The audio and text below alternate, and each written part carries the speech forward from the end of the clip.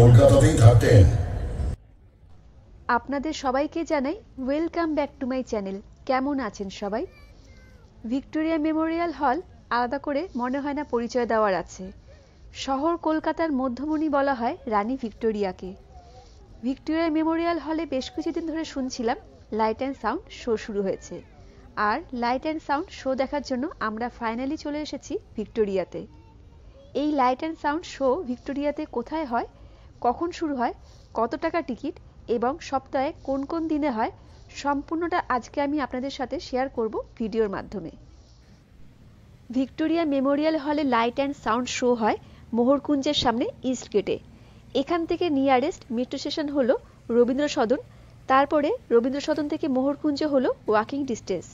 ট্রেনে করে আসলে নিয়ারেস্ট রেলওয়ে স্টেশন হলো টলিগঞ্জ, তারপরে মেট্রো করে আসতে হবে। আর বাসে করে আসলে নামতে হবে এক্সাইড মোড়ে, তারপর এক্সাইড মোড় থেকে মোহরকুঞ্জ হলো ওয়াকিং ডিস্টেন্স।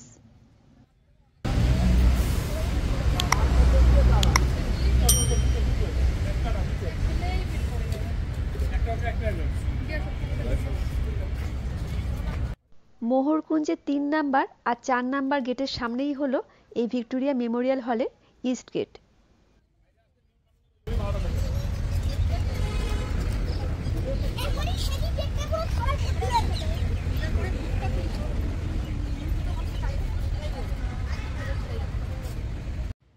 ভিক্টোরিয়া মেমোরিয়াল হলে লাইট অ্যান্ড সাউন্ডের এটা হলো এন্ট্রি গেট। গেটের পাশেই হলো টিকিট কাউন্টার। 5:30 থেকে টিকিট কাউন্টার ওপেন হবে। টিকিট কাউন্টারের সামনে বোর্ড আছে, বোর্ডে সমস্ত তথ্য দেওয়া আছে। শোটার নাম দেওয়া হয়েছে City of Joy. Light and সাউন্ডের শোয়ের সময় হলো 6:30 থেকে। কোন দিন কোন ভাষা শো হয় এখানে দেওয়া আছে। মঙ্গলবার বাংলা ভাষাতে, বুধবার ইংলিশ, বৃহস্পতিবার হিন্দি, শুক্রবার বাংলা, শনিবার হিন্দি এবং রবিবারে বাংলা ভাষাতে হয়। সোমবার বন্ধ থাকে। টিকিট মূল্য হলো 100 টাকা করে পার হেড। এখানে 3 বছরের ঊর্ধ্বে টিকিট লাগবে। আমরা টিকিট নেওয়ার পরে এন্ট্রি গেটে টিকিট দেখানোর পরে এখন আমরা লাইট অ্যান্ড সাউন্ড শো দেখার জন্য ভেতরের দিকে যাচ্ছি।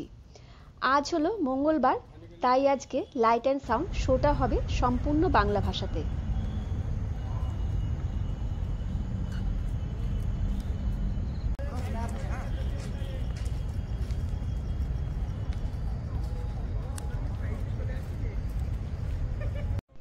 আমি প্রথমবার রাতে ভিক্টোরিয়াতে আসলাম। রাতের ভিক্টোরিয়া দেখতে অসাধারণ সুন্দর লাগছে। এই জায়গাটা হলো শো দেখার জন্য সিটিং অ্যারেঞ্জমেন্ট করা হয়েছে।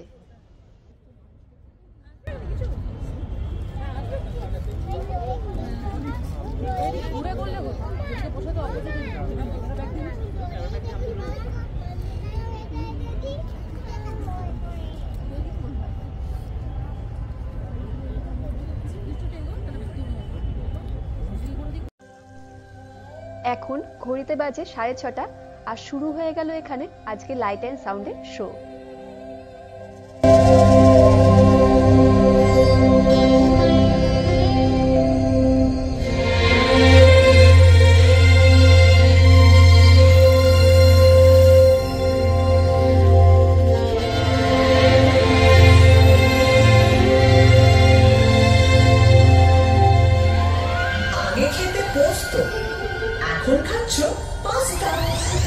আগে চড়তে হাতি, এখন ফ্লাইওভারের রাস্তা বদলে যাচ্ছে, সেমও থাকছে কলকাতার সিন। উঁচু থেকে সার্ভে করছি অনেক অনেক দিন, সেসব গল্প ভুলবো এবার। তুমি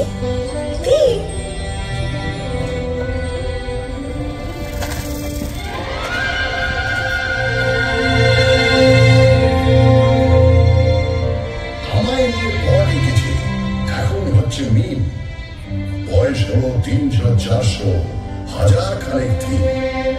কি বলবে আর কি বলবে না, যদিও মেয়েটা ভালোই চেনা। তবু নিজেও ঘুরতে এলাম, দুজন মিলে দিন।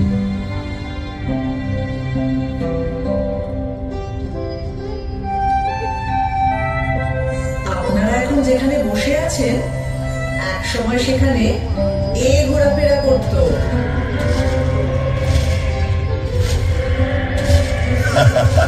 কোথায় জুরাসিক পার্ক আর কোথায় পার্ক স্ট্রিট?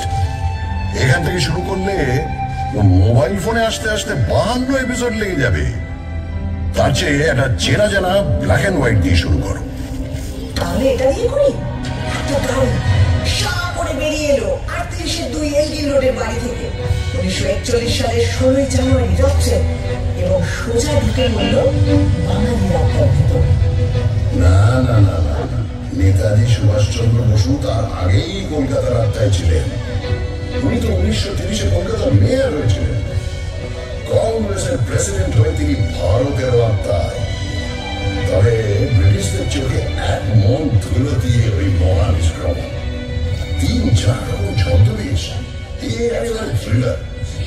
তার উপরে আক্ষরিক অর্থে তিনি মৃত্যুহীন। এরকম সুপার হিরো কলকাতা আর পায়নি। সেরা ভিলেন হলেন অমিতাভ বচ্চন।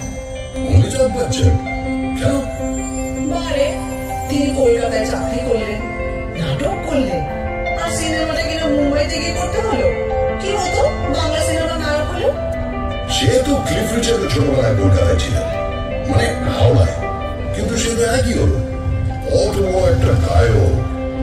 এখানে দাঁড়িয়ে হয়তো সুমন চ্যাটার্জির মতো জীবন গড়িয়ে শুরু করে দিলেন।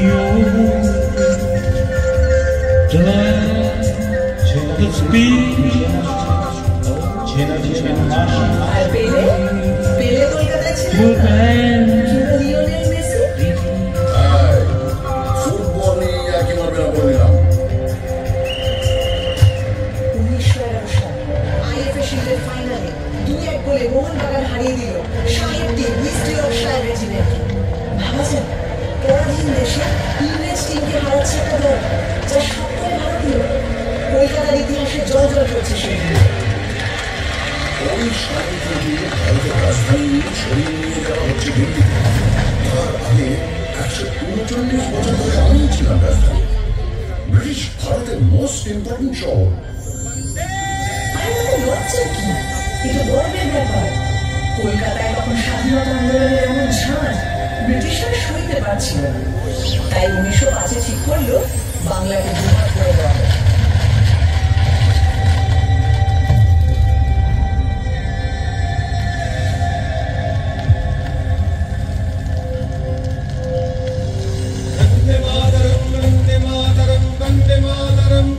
লর্ড কার্জন একটা চিঠিতে লিখছেন কলকাতাকে সফল চক্রান্তের সিংহাসন থেকে সরাতেই হবে। আর সুরেন্দ্রনাথ ব্যানার্জির নেতৃত্বে এখানেই তো তৈরি হয়েছিল জাতীয়তাবাদী ইন্ডিয়ান অ্যাসোসিয়েশন। তারপরে এখানেই হয়েছিল অল ইন্ডিয়া ন্যাশনাল কনফারেন্স, আর সেই তো কংগ্রেস। সাথে কি ব্রিটিশরা সুরেন্দ্রনাথকে বলতো সারেন্ডার নট? বঙ্গভঙ্গ তো করেই উঠতে পারল না স্বাধীনতার প্রতিবাদের জন্য।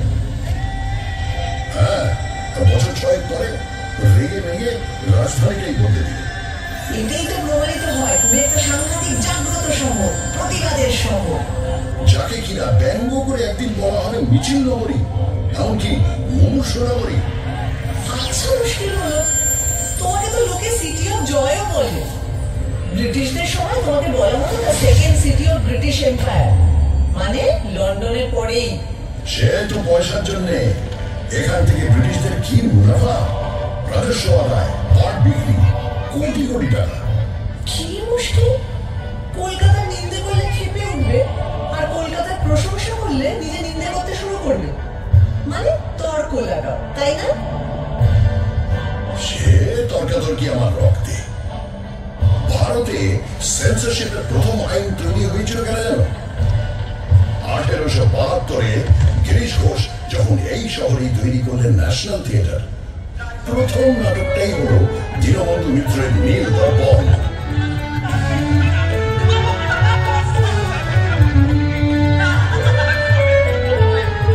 বছর 3 বাদে যখন এই দল সারা ভারত ট্যুর করছে, লখনৌতে নাটকটা হচ্ছে। যে সিনটায় ভারতীয় রায়ত এসে অত্যাচারী মুনিকর সাহেবকে মারছে, তা দেখে দর্শকের মধ্যে থাকা ব্রিটিশ সৈন্যরা স্টেজে উঠে সব লন্ডভন্ড করে দিল। তারপরের বছর প্রিন্স অফ ওয়েলস কলকাতায় এসেছিলেন, তাকে অভ্যর্থনা করা নিয়ে ব্যঙ্গ নাটক। আবার অত্যাচারী পুলিশ কমিশনারকে নিয়ে স্যাটায়ার। বাস, ট্রাভেলিং পারফরম্যান্স অ্যাক্ট, সেন্সরের খারাপ। শোনো শোনো, যার সেন্স বেশি তার পেছনে সেন্সর লাগবে। এটা ভালো বলেছ। 1870 যখন জেমস ডিকি এখান থেকে প্রকাশ করলেন ভারতের প্রথম খবরের কাগজ দ্য বেঙ্গল গেজেট, সেখানে তিনি লর্ড হেস্টিংসের স্ত্রী লেডি হেস্টিংসের কাজকর্ম নিয়োগ দিয়ে সাংঘাতিক নিম্নবন্ধ করে লেখা দিতেন। আর এখনো লিটল ম্যাগাজিনেরা সমস্ত এস্টাবলিশমেন্টকে নিয়ে সেইভাবেই সমালোচনা করে। সারাদিন প্রতিবাদ, রাগ, অথরিটিকে ব্যঙ্গ, এগুলো পেতে গজগজ করে কলকাতার লোকের লিভার খারাপ। মোটেই নয়, সব লিভার খারাপ নয়। এই হাওড়া ব্রিজ, সেটা তো ক্যান্টিলিভার, 1943 থেকে দাঁড়িয়ে আছে।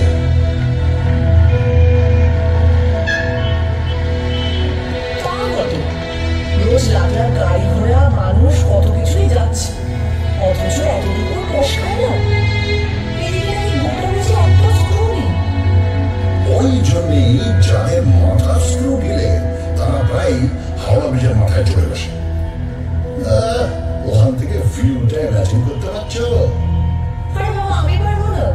বছরের পর বছর ভিক্টোরিয়া মেমোরিয়ালের টমে ডানা মেলে ঠাঁই দাঁড়িয়ে কলকাতার মানুষের প্রেম দেখেছি, খুনসুটি দেখেছি। এদিকে তাকালে একাডেমি অফ ফাইন আর্টস এর এক্সপেরিমেন্টাল পেন্টিং, ওদিকে তাকালে রেসকোর্সের ঘুম আর অন্যদিকে ক্লাবে ক্লাবে কোট প্যান্ট পরা কলকাতায় আমাদের ইংরেজি আনা। নিউজ আর নিউজ শেখাচ্ছ আমাকে? তোর নারী নক্ষত্র চিনি, বুঝলে? শুধু চেনো না, ছোঁয়াচ লেগে তুমি আমারই মতো। কখনো হাওয়া দিলে ভাই ভাই করে ঘোরো, কখনো কাঁটের ব্যথায় ঘুরতেই ভুলে যাও।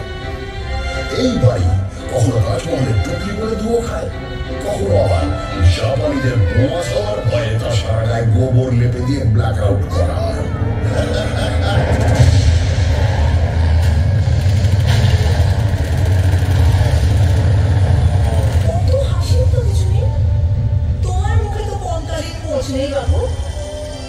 ওই দ্বিতীয় বিশ্বযুদ্ধের সময় যখন তোমার রাস্তায় শুয়ে খিদের জ্বালায় শয় শয় লোক মরেছে, আর অন্য লোকেরা তাদের দিনে নির্বিঘ্নে অফিস করেছে, আড্ডা মারতে গেছে, ফ্যান দাও চিৎকার চাপা দিতে দরজা জানলা বন্ধ করে গ্রামোফোনে গান শুনেছে। তখন কোথায় ছিল তোমার প্রতিবাদী ফটো? দেখো, যা করার অনেকটাই করা হয়নি, কিন্তু পাড়ায় পাড়ায় লঙ্গরখানা খোলা হয়েছিল, সেটা ঠিক। আর দুর্ভিক্ষটা সরকার, রাজনীতিবিদ, আমলাদেরও তৈরি।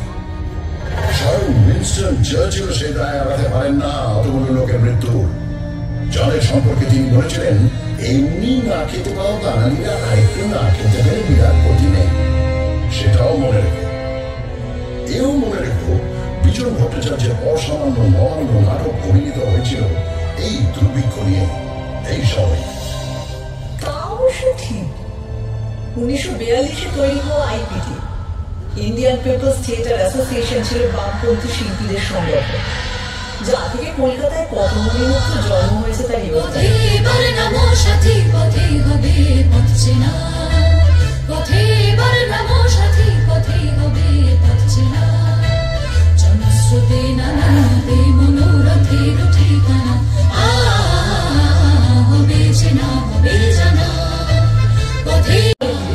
উৎপল দত্ত, সুচিত্রা মিত্র, জ্যোতিরিন্দ্র মৈত্র, দেবব্রত বিশ্বাস, সলিল চৌধুরী, তৃপ্তি মিত্র, ঋত্বিক ঘটক এবং এরই ভাবশিষ্য মৃণাল সেন। শিল্পকে সমাজ বদলের অস্ত্র হিসাবে ব্যবহার করব, আর তা অতুলনীয় উৎকর্ষ আবেগ দিয়ে জাগিয়ে তুলবে হাজার হাজার মানুষকে। এই জাদু বিপ্লবের রথ হৈ হৈ করে চলেছিল অনেক দূর।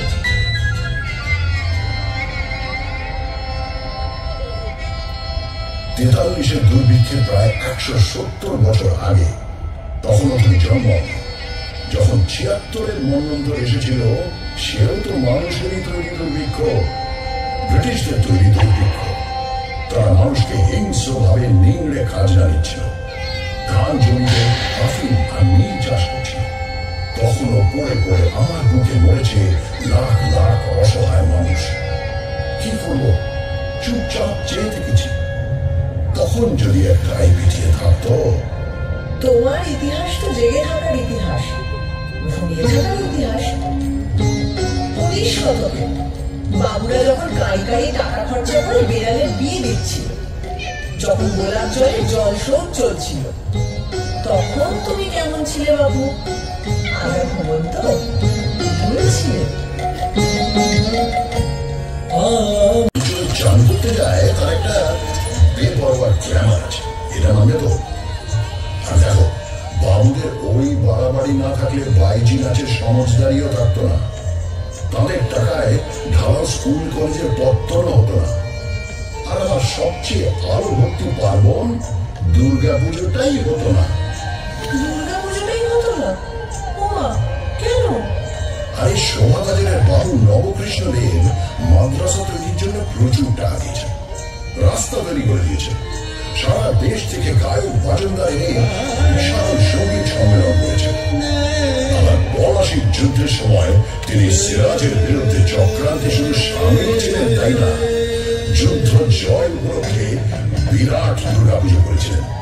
সেটাই তো দুর্গাপুজোকে একটা বড় পার্বণ হিসেবে আমাদের সমাজে প্রতিষ্ঠিত করল। এ তো ভালো হলো ব্যাপার। যে লোক বাংলাকে ইংরেজের হাতে তুলে দিল, সেই লোকই আমার দুর্গাপুজো চালু করলো। একদম। বাংলা ইংরেজদের হাতে কিন্তু যেত না যদি সিরাজউদ্দৌলা 1756 বিশাল বাহিনী নিয়ে আমায় আক্রমণ না করতেন। উনি ইস্ট ইন্ডিয়া কোম্পানির সেনাদের গুড়িয়ে না দিলে ইংরেজরা চট করে একজন নবাবের বিরুদ্ধে ওভাবে যুদ্ধে নামত না। যুদ্ধে নামতো ঠিক, শুধু প্রপার নামগুলো বদলে দিত। ওরা দখল না নিয়ে ছাড়ার জাত নয়।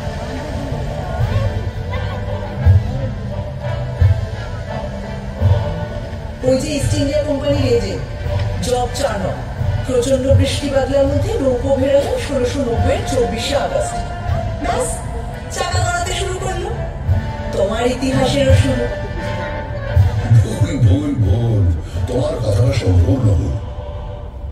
চার্নক আসার অনেক আগেই কবিগঙ্গুর মুকুন্দরাম আমার কথা লিখে গেছেন। তারও আগে 1495 বিপ্রদাস পিপিলাইয়ের মনসামঙ্গল কাব্যেও আমি আছি। শাওন রায়চৌধুরীদের পরিবার ব্রিটিশরা আসার অনেক আগে থেকেই কলকাতা চলে যাচ্ছিলেন, তাই ইতিহাসটা ওখান থেকে শুরু নয়। আর 2 নম্বর ভুল হচ্ছে, চার্নক এসে যে চাকাটা খারাপ রাস্তায় গড়ালো তাও কিন্তু নিশ্চিত নয়। রামমোহন রায় সতীদাহ বন্ধ করলেন ঠিকই, কিন্তু অত বড় কাজটা কি করতে পারতেন যদি লর্ড বেন্টিঙ্ক না সাহায্য করতেন? মাইকেল মধুসূদন দত্ত কি বাংলা কাব্যের বাঁক বদল ঘটাতে পারতেন যদি মিল্টনের প্রভাব না পড়ত? আর বঙ্কিমচন্দ্র, উনি কি বাংলায় প্রথম উপন্যাস লিখতে পারতেন যদি ওয়াল্টার স্কট না পড়া থাকত? সবশেষে বলি, ঈশ্বরচন্দ্র বিদ্যাসাগর কি বিধবা বিবাহ চালু করতে পারতেন যদি ব্রিটিশরা পাশে না দাঁড়াতো? কি হবে যাবি বকছো? মনে রেখো, শহীদ ক্ষুদিরাম বসুর মরদেহ তোমার রাস্তা দিয়ে নিয়ে যাওয়ার সময় হাজার হাজার লোক ফুল ছুঁড়েছে। তোমার রাইটার্স বিল্ডিং এ অত্যাচারী ব্রিটিশকে গুলি করার পর আত্মঘাতী হয়েছেন বিনয়, বাদল, দীনেশ। তোমার এক বিখ্যাত ব্যারিস্টার চিত্তরঞ্জন দাস, যার কাপড় কেচে আসতো প্যারিস থেকে, নিজের সব ইউরোপীয় পোশাক পুড়িয়ে দিয়ে খাদি ধারণ করেছিলেন। আর তিনি আলিপুর বোমা মামলায় যাকে ছাড়িয়ে এনেছিলেন, সেই অরবিন্দ ঘোষ তো ছিলেন পোয়েট অফ পেট্রিয়টিজম। আরে বাবা, তুমি বিপ্লবী সংগঠন অনুশীলন সমিতির শহর।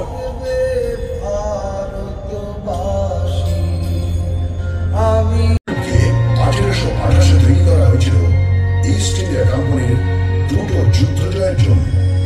কমান্ডার ডেভিড অটলনির স্মরণে 1969 কিনা তার নাম বদলে করে দেওয়া হলো শহীদ মিনার।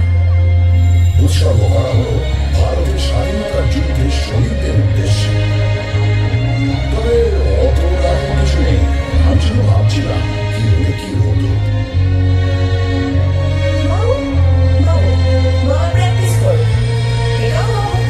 কলকাতায় যদি বাঘ সিংহ ঘুরে বেড়াতো তাহলে কি কি হতো কলকাতার বাঘ তো বিখ্যাত, বাংলার বাঘ তো কলকাতাতেই থাকতেন। 1857 সালে হওয়া কলকাতা বিশ্ববিদ্যালয়কে বছর 50 পরে দায়িত্ব নিয়ে একেবারে নতুন রূপ দিয়েছিলেন এই বাঘ, আশুতোষ মুখোপাধ্যায়। আর সিংহ? হ্যাঁ, সিংহ তো ছিল, কালী প্রসন্ন সিংহ, যিনি এক হাতে অনুবাদ করেছেন মহাভারত আর অন্য হাতে আমায় নিয়ে লিখেছেন গৌতম বেচার নকশা। আচ্ছা, বাঘ সিংহ তো বুঝলাম, আর গন্ডার? হ্যাঁ, গন্ডার আছে। গন্ডার হচ্ছে তারা যাদের চামড়া ভেদ করে কলকাতার অবিশ্বাস্য মনীষীদের কথাগুলো ঢোকেইনি। রামমোহন রায় তাদের কাছে পাটকেল খেয়েছেন, আর বিদ্যাসাগরকে নিয়ে তো ব্যঙ্গ করে গান বেঁধে ঘুরে ঘুরেও গিয়েছেন তার। এগুলো বরং প্রমাণ করে ওরা সময়ের চেয়ে কত এগিয়েছিল। বিবেকানন্দকে শুনতে হয়েছে তিনি নাকি সন্ন্যাসী নন, লেচ্ছ দেশে যান, মাংস খান, অথচ তিনি শিকাগোয় গিয়ে ভারতের জলধ্বজা উড়িয়ে এলেন অসামান্য বক্তৃতায়। তার গুরু রামকৃষ্ণকে শুনতে হয়েছে তিনি নিরক্ষর, আর তিনি তার সহজাত বোধ ও ধর্মজ্ঞানের ছটায় চারপাশে জড়ো করে এনেছেন শ্রেষ্ঠ মনীষীদের। তার যত মত তত পথ শুধু ধর্ম নয়, শহর কলকাতার জীবনযাপনের দর্শন। শান্তিনিকেতন স্থাপন করেছেন হাবিজাবি উদ্দেশ্য নিয়ে, কিন্তু তার নোবেল প্রাইজ এখনো আমার অহংকারের প্রথম পঙ্ক্তি।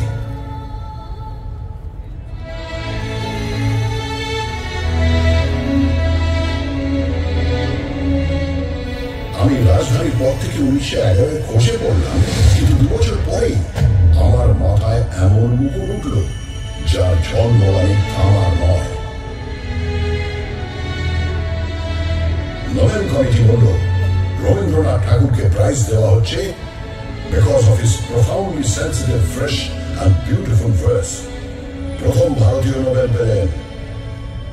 সত্যি ভাবা যায় না বলো, একটা শহর থেকে 6 জন নোবেল লরিয়েট এবং 5টা আলাদা ক্ষেত্রে কাজের জন্য। 1902-এ পেয়েছেন রোনাল্ড রস চিকিৎসাবিদ্যার জন্য। 1930-এ ফিজিক্সে নোবেল পেলেন সিভি রমন। 1979-তে মাদার টেরেসা পেলেন নোবেল শান্তি পুরস্কার। 1998-তে পেলেন অমর্ত্য সেন ইকোনমিক্সে। আবারও 2019-এ পেলেন অভিজিৎ বিনায়ক বন্দ্যোপাধ্যায়, এবারও ইকোনমিক্সে।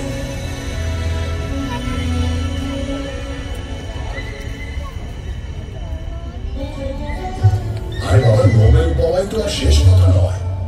নোবেল পাননি তো কি হয়েছে? আমার আকাশে জ্বলজ্বল করছেন বিজ্ঞানী জগদীশ চন্দ্র বসু, যিনি উদ্ভিদ বিদ্যা থেকে রেডিও আবিষ্কার অব্দি ছড়িয়ে দিয়েছেন নিজের প্রতিভা। আচার্য প্রফুল্লচন্দ্র রায়, যিনি প্রথম অইউরোপীয় মানুষ যার সম্মানে ইংল্যান্ডের রয়্যাল কেমিক্যাল সোসাইটি তৈরি করেছে কেমিক্যাল ল্যান্ডমার্ক ফলক। তারপর বলি প্রফেসর সত্যেন্দ্রনাথ বসু, যিনি বোস আইনস্টাইন স্ট্যাটিস্টিক্সের পুরোধা, যার নামে বোস নাম করা। এখানেই শেষ নয়, আরো আছে শ্রী প্রশান্ত চন্দ্র মহলানবিশ, যিনি ভারতীয় স্ট্যাটিস্টিক্স চর্চার জনক, প্ল্যানিং কমিশনের অসামান্য কারিগর, যার জন্মদিন এখন ন্যাশনাল স্ট্যাটিস্টিক্স ডে। তাই তুমি থামো তো, এত বিজ্ঞানীদের মেলা বসে গেছে যেখানে, সেটা কিন্তু অবৈজ্ঞানিক হুজুগেরও আঁকড়া। 1857 সাল কলকাতায় এলো মরা ফেরার পুজো। কেউ বললো এবছর যত লোক মারা গেছে তারা সবাই কালী পুজোর রাতে ফিরে আসে। কেউ বললো না না না না, গত 10 বছরে যত লোক মারা গেছে তারা সবাই 15ই কার্তিক ফিরে আসে। সারা শহরে হইচই পড়ে গেল। প্রচুর লোক অপেক্ষা করতে লাগলো তাদের মৃত আত্মীয়দের জন্য। গানও বাঁধা হলো, মরা মানুষ ফিরে এসেছে, দেখে এলাম রানাঘাটে ভাসতে ভাসতে আসতেছে, গলা সরু পেট মোটা, জল খেয়ে হয়েছে সকাল, ইত্যাদি ইত্যাদি।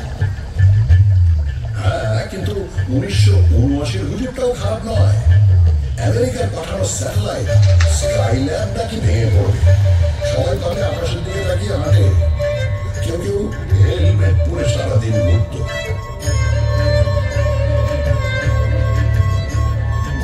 স্কাইল্যাবের টুকরো অবশ্য কয়েকটা পড়েছিল, কিন্তু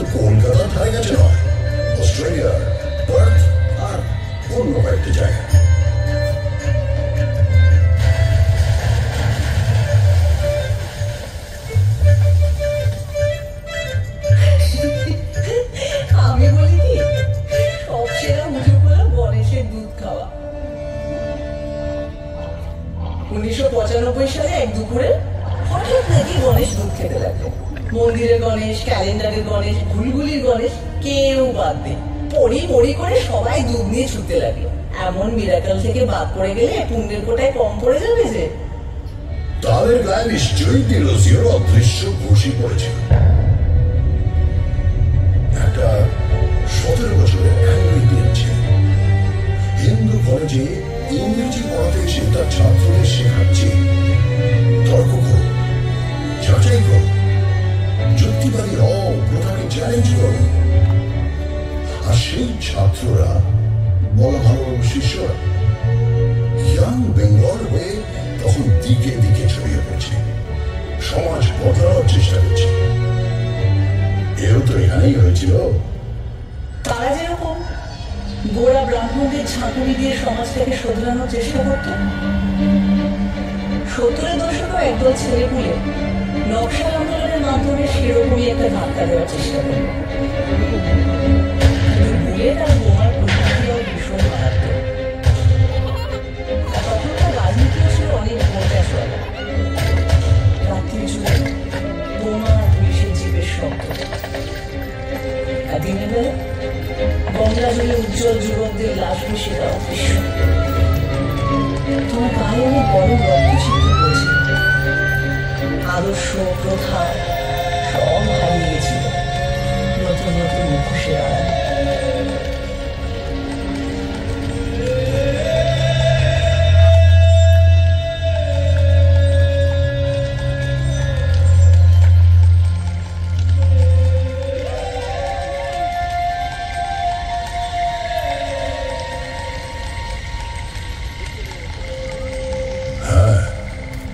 নকশাল আন্দোলন নিয়ে কারো আছে আতঙ্ক, কারো আছে রোমান্টিক নস্টালজিয়া। চীনের চেয়ারম্যান আমাদের চেয়ারম্যান, এই স্লোগান নিয়ে একটু মুখ টিপে হাসিও আছে। কিন্তু কেনই বা এখান থেকে কেউ চীনের নেতাকে নিয়ে সংগ্রাম করে তুলবে না? কেন ওই কথা বলবে না? কলকাতাকে বিশ্ব নাগরিকতার কেন্দ্র নয়? দেখো, সেটা হিন্দু কলেজটাই একটা বিরাট স্টেটমেন্ট। ইংরেজি ভাষা শিখতে হবে, পাশ্চাত্য সংস্কৃতি বুঝতে হবে, তাকে নিজেদের সংস্কৃতির সঙ্গে মেলাতে হবে। এরকম একটা ভাবনা নিয়ে যে স্কুল করা দরকার, তা ভারতে অন্য প্রান্তে কেউ তো ভেবে বের করতে পারেনি। সাহেব আর বাঙালি মিলেমিশে 1817 সালে এমন একটা কাজ করলো যা না থাকলে বেঙ্গল রেনেসাই হতো না।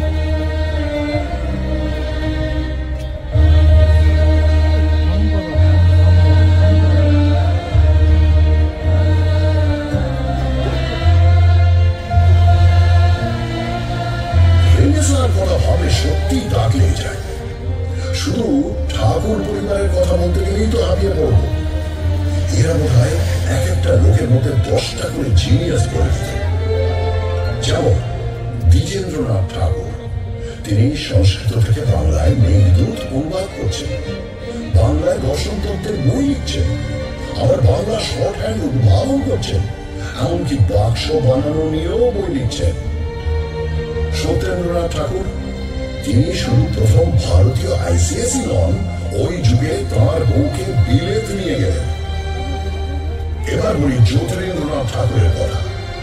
তিনি একাধারে সুরকার, চিত্রকর, নাট্যকার, পরিচালক, এমনকি অভিনেতা। দেবেন্দ্রনাথ ঠাকুর, তিনি তো 3 ঘন্টায় গড়গড়িয়ে ডিকটেশন দিয়ে লিখে ফেললেন ব্রাহ্ম ধর্মের বই। গগনেন্দ্রনাথ অসামান্য চিত্রকর, কার্টুনও আছেন, ছবিতে কিউবিস্ট ভাব আছেন। আর অবনীন্দ্রনাথ ঠাকুর, তার আঁকা ছবি আর লেখা গল্প, এই দুই বাংলা সংস্কৃতির বিস্ময়।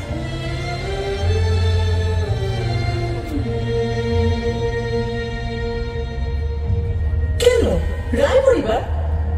উপেন্দ্র কিশোর রায়চৌধুরী বেহালা বাজাচ্ছেন, আবার বাংলা শিশু সাহিত্যের কাঠামো করে দিচ্ছেন, বাচ্চাদের পত্রিকা বের করছেন, আবার হাফটন প্রিন্টিং এ আশ্চর্য আবিষ্কার করে বিপ্লব এনে দিচ্ছেন। তার ছেলে সুকুমারদা খেয়াল রসে গদ্যে গদ্যে তাক লাগিয়ে দিচ্ছে, আবার ননসেন্স ক্লাবে প্লেটো আর তুর্গেনেভ নিয়ে কথাও বলছে। এরা বোধ হয় প্রাচ্য পাশ্চাত্যের গুণগুলোকে একটা গেরাসে গুলে সকালে উঠেই খেয়ে নিতেন। হ্যাঁ, ঠিক বলেছ। এই মিলিটারিটা আমাদের চিরকাল আছে। 1835-এ মেডিকেল কলেজে তো স্থাপিত হয় এখানকার লোককে পাশ্চাত্য ডাক্তারি রীতিতে শিক্ষিত করে তোলার জন্য। আবার এ শহরের নৃত্যশিল্পী উদয় শঙ্কর, তিনি তো বিদেশি নর্তকী আনা পার্লভার সঙ্গে মিলে তাঁর বিখ্যাত রাধাকৃষ্ণ ব্যালেটা তৈরি করেন। আর সুকুমার রায়ের ছেলে সত্যজিৎ রায়, যিনি 1955-এ পথের পাঁচালী ছবি তৈরি করে একা হাতে ভারতীয় সিনেমায় নিউ ওয়েভ আনলেন। তিনি তো স্পষ্টই বলতেন, হলিউডের ছবি না দেখলে তিনি নিজের ছবির ব্যাকরণ তৈরি করতে পারতেন না। অথচ সাহেবরা তাঁর ছবির মধ্যে খুঁজে পেত খাঁটি ভারতীয়ত্ব। এই মিশেল, এই আহরণ হজম করার ক্ষমতা, এ জিনিস আমার মজ্জায়। ঠিক বলেছ। সত্যজিৎ রায় প্রাচ্য পাশ্চাত্যকে সমান মুগ্ধ করেছেন। আর এই জন্যই 1992 সালে তিনি পেলেন লাইফ টাইম অ্যাচিভমেন্ট অস্কার পুরস্কার।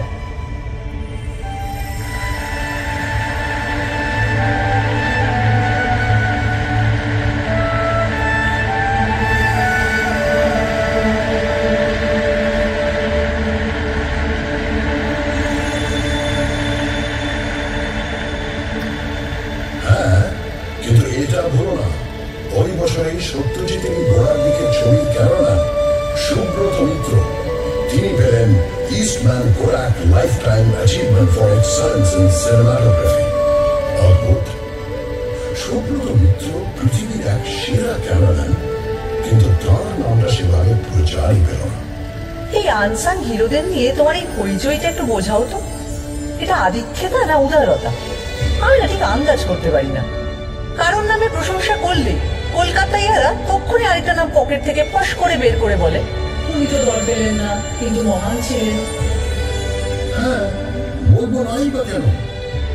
কলকাতার মানুষ যেমন জয়ীকে নিয়ে নাচানাচি করে, তেমনি তথাকথিত পরাজিতকেও তার মূল্য দিতে জানে। যিনি প্রাইজ পাননি, অখ্যাতি নিয়ে মারা গেছেন, তাকেও পুজো করতে জানে। কারণ সে বোঝে একজন স্রষ্টার মূল্য তিনি কতটা সোনা কুড়োলেন তা দিয়ে বিচার হয় না, কতটা সোনা বিলোলেন তা দিয়ে মানতে হয়। তাই রবীন্দ্রনাথ যতদিন, জীবনানন্দ দাশ ততদিন, সত্যজিৎ রায় যতদিন, ঋত্বিক ঘটক ততদিন, সৌমিত্র যতদিন, ভারত সরকার ততদিন, সুনীল গঙ্গোপাধ্যায় যতদিন, কমল কুমার মজুমদার ততদিন, পঙ্কজ রায়কে আমরা মাথায় তুলে রাখবো, সুটে ব্যানার্জিকেও, হেমন্ত মান্না সন্ধ্যাকেও সিংহাসন দেব, সুচিত্রা মিত্র, কণিকা বন্দ্যোপাধ্যায়কেও কুটনিশ জানাবো, সঙ্গে নির্মলা মিশ্র, প্রতিমা বন্দ্যোপাধ্যায়কেও, নিখিল ব্যানার্জির সেতারে বুঁদ থাকবো। এগুলো গুজব নয়, এক্সট্রা সচেতনতা। আচ্ছা, এটা শুধু শিল্পের বেলায় জেগে ওঠে কেন বলতো? যখন 1947-এ দেশভাগের পর উদ্বাস্তুরা দলে দলে এসে পৌঁছল ওই শহরে, তখন সেই মানুষগুলোকে, সেই মুহূর্তে পরাজিতদের মুখে টেনে নিতে এত অনীহা কেন? তখন তাদের বিদ্রোহ কেন, অবহেলা কেন? সে হয়তো গোড়ার দিকে ছিল। তারপর যতই ঘটি বাঙাল লড়াই ফুটবলের মাঠে থাকুক আর রান্নার ভাতে থাকুক, সবাই মিলেমিশে এক হয়ে গেছে, এতে তো সন্দেহ নেই। এতেও সন্দেহ নেই যে এই উদ্বাস্তুদের যথোচিত সম্মান দিয়ে তাদের থাকা খাওয়ার সংগ্রামের পাশে দাঁড়ানোর কাজ করেছিল বলে বাম রাজনীতি একসময় অনেকখানি মিশে গিয়েছিল আমার ডিএনএতে। উদ্বাস্তুরা তো আবারও এসেছে বাংলাদেশের মুক্তিযুদ্ধের সময় 1971-এ, এখনো অনেকে আসছেন। কলকাতা তো কাউকে ফেরায় না। ঠিক, শেষমেশ সবাইকে নিয়ে কাবাব খায় বা বিরিয়ানি। এই যে দুটো নাম বললে, এই খাবারগুলোই কলকাতায় আসতো না যদি না আরেক পরাজিতকে কলকাতা সসম্মানে ঠাঁই দিত। সেটা আবার কিরকম? ওয়াজিদ আলী শাহ, আওধের নবাব।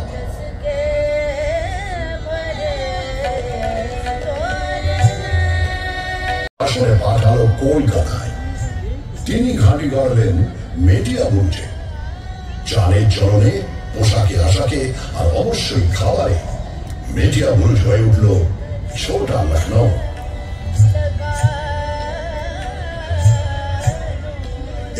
গান বাজনা নাচ তো প্রভাবিত হলোই, জিভের কোষ আর রান্নার হাঁড়ি প্রভাবিত হলো তার চেয়েও বেশি। এখন যে কলকাতার রাস্তার ধারে ধারে কাবাব আর বিরিয়ানির দোকান, তার মূলে ওই অগৌরবের নির্বাসন। জীবনের ধন কিছুই যাবে না ফেলা, কলকাতা এটা জানে, এই তার বেলা।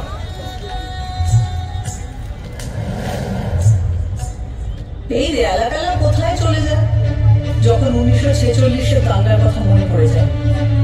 সেই হিন্দু মুসলিম দাঙ্গা প্রায় 1 সপ্তাহ ধরে চলেছিল।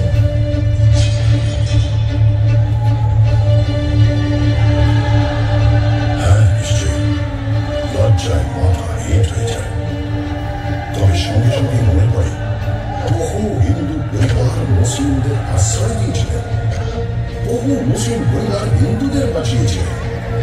কলকাতা সেই স্পিরিটটা নিয়ে এগিয়ে চলেছে। ওসব দাঙ্গার কথা ছাড়ো, বিদেশে যখন রবিশঙ্কর আর আল্লাহ রেখা মিলে অবিশ্বাস্য সুরের চলচ্চিত্র তৈরি করেন, বা মহিষাসুর মর্দিনীতে যখন বীরেন্দ্র কৃষ্ণ ভদ্রের চণ্ডী পাঠের সঙ্গে বেঁচে ওঠে মুসলিম শিল্পীদের অলৌকিক বাজনা, তখন কি সেই ম্যাজিকটা জানান দেয় না?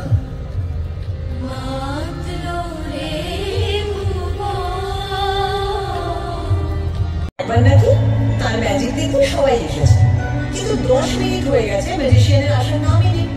সবাই অস্থির, অধৈর্য। হঠাৎ সবাই শুনতে পেল হিয়ার আই অ্যাম। চমকে তাকিয়ে দেখলো মঞ্চে তিনি বললেন, ঠিক সময় তো এসেছি, ঘড়িটা দেখুন তো। চমকে তাকিয়ে সবাই দেখলো ঘড়ির কাঁটা পিছিয়ে গিয়েছে 10 মিনিট। সব ঠিক আছে।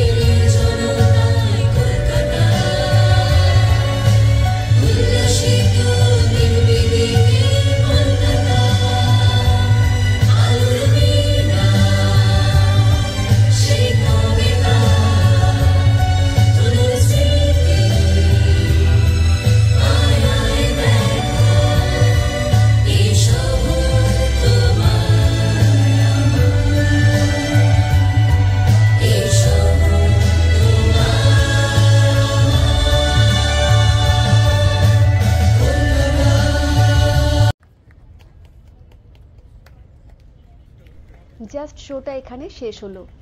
আমি বলবো বাংলা ভাষা বুঝলে শোটা বাংলা ভাষাতেই দেখুন, তাহলে ফিলটা পাবেন। বাংলা ভাষা না বুঝলে হিন্দি ইংলিশটা দেখুন। কোন দিন কোন ভাষার শো হয় প্রথমে আমি বলেছি। অসাধারণ একটি শো, কলকাতার ইতিহাসকে অপরূপ সুন্দরভাবে তুলে ধরা হয়েছে এবং এখানে পুরুষ কণ্ঠ ছিল সব্যসাচী এবং মহিলা কণ্ঠ ছিল সোহিনী। দুজনের কণ্ঠ অপরূপ সুন্দর লেগেছে। শোটা হলো অ্যারাউন্ড 40 থেকে 45 মিনিটসের। আজকে আমাদের এখানে খুব ভালো এক্সপিরিয়েন্স হলো। আপনারাও এখানে সপরিবারের সাথে এসে শোটা দেখুন, অবশ্যই আপনাদেরও ভালো লাগবে। আজকের ভিডিওটা আপনাদের কেমন লাগলো আমাকে কমেন্টে অবশ্যই জানাবেন। ভালো লাগলে লাইক এবং শেয়ার করে দেবেন, আর আমার চ্যানেলে নতুন হলে দয়া করে আমার চ্যানেলটিকে সাবস্ক্রাইব করে দেবেন, আর পাশে থাকা বেল আইকনটি অবশ্যই প্রেস করে দেবেন। তাহলে আপনাদের সঙ্গে দেখা হবে আবার নতুন ভিডিওতে। আজকের ভিডিওটি সম্পূর্ণ দেখার জন্য আপনাদের সবাইকে মন থেকে অনেক ধন্যবাদ। আপনারা সবাই খুব ভালো থাকবেন।